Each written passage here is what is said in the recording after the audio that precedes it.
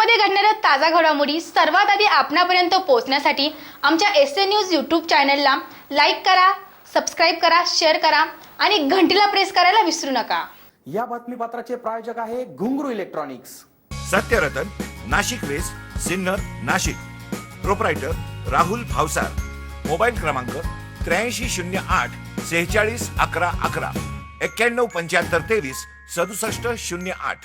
ज्या सिन्नर तालुक्याची ओळख विडी उद्योग व विडी कामगारांमुळे देशभर झाली, त्याच विडी उद्योगातील कामगारांवर उपासमारीची वेळ आल्याने त्यांना या संकट समयी मदतीचा हात कारखानदारांनी तसेच शासनाने द्यावा यासाठी नगरसेवक बाळासाहेब उगले यांनी सिन्नर तहसीलला निवेदन देत मागणी केली। नगरसेवक बाळासाहेब उगले यांनी दिलेल्या निवेदनातून त्यांनी सिन्नर शहर व प्रभागातील विडी कामगार महिला व पुरुषांना या लॉकडाऊन काळात काम न करता घरातच बसावे लागत असल्याने त्यांच्यावर उपासमारीची वेळ आली असल्याचे सांगत त्यांना आर्थिक अडचणीसोबत धान्य किराणा मालाची गरज असून त्यांना कारखानदार व प्रशासनाकडून कुठलीही मदत होत नसून त्यांच्या परिस्थितीची प्रत्यक्ष पाहणी करून त्यांना मदत करण्यात यावी अशा आशयाचे निवेदन त्यांच्या हस्ते सिन्नर तहसील कार्यालयास देण्यात आले आहे। एसएन न्यूजसाठी अक्षय गायकवाड। नमस्कार। आज खूप मोठ्या मेहनतीनं प्रशासनाच्या आदेशाचं पालन करून लोक आपल्या घरात थांबले, परंतु घरात थांबून असे छोटे मोठे जे काही उद्योग आहे, विडी उद्योग आपल्या शहरातला तालुक्यातला एक मोठा उद्योग आहे, हे त्याच्याशी निगडीत खूप लोक आपल्या शहरातील सिन्नर शहरातील व तालुक्यातील त्या व्यवसायाशी निगडीत लोक आहे।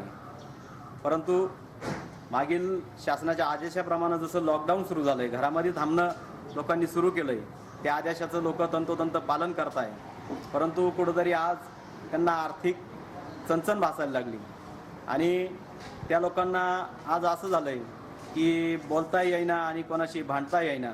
परंतु मला 2 दिवसापासून अनेक विडी कामगार महिलांचे कामगारांचे फोन चालू होते की कुठल्या ना कुठल्या प्रकारे आम्हाला जर त्या कारखानदारांकडून 2 रुपयाची जर मदत होऊ शकली तर आज आमच्या घरामध्ये थोडाफार किराणा येऊ शकतो, कारण की मागील 15-20 दिवसापासून जे आपण लॉकडाऊन बघतोय तर त्या लॉकडाऊनच्या अनुषंगानं या ठिकाणं आज मी तहसीलदारांना त्या सर्व विडी कामगार आणि त्यांची जी काय मागणी होती की त्यांना कुठंतरी आर्थिक चणचण त्यांची भासते आणि ती दूर व्हावी यासाठी त्यांच्या न्याय हक्कासाठी मी आज तहसीलदार साहेबांना पत्राद्वारे कळवलं आहे की कारखानदारांशी जर आपल्याला बोलणं करता आलं आणि त्या कामगारांना कुठंतरी न्याय मिळवून देता आला तर बरं होईल। आणि माझी या आपल्या एसएन न्यूजच्या माध्यमातून सर्वांना विनंती राहील की आपणही घरामध्ये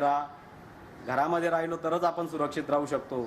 आपल्याला जर या कोरोनाला हरवायचं असेल तर आपण नक्की आपल्या घरात राहिलं पाहिजे, कारण की आपल्या इतर जगातल्या देशांपेक्षा भारताची जर सायन्सची आणि इतर दृष्टिकोन जर बघितला आपण मेडिकली तर आपण इतर देशांपेक्षा खूप मागे आहे। परंतु आज रोजीपर्यंत आपल्या देशामध्ये जो आजार अति अल्प प्रमाणात फैलावला आहे, तर आज या जे सर्व नागरिक सहकार्य करताय, घरात थांबताय, तशा प्रकारे घरात थांबा।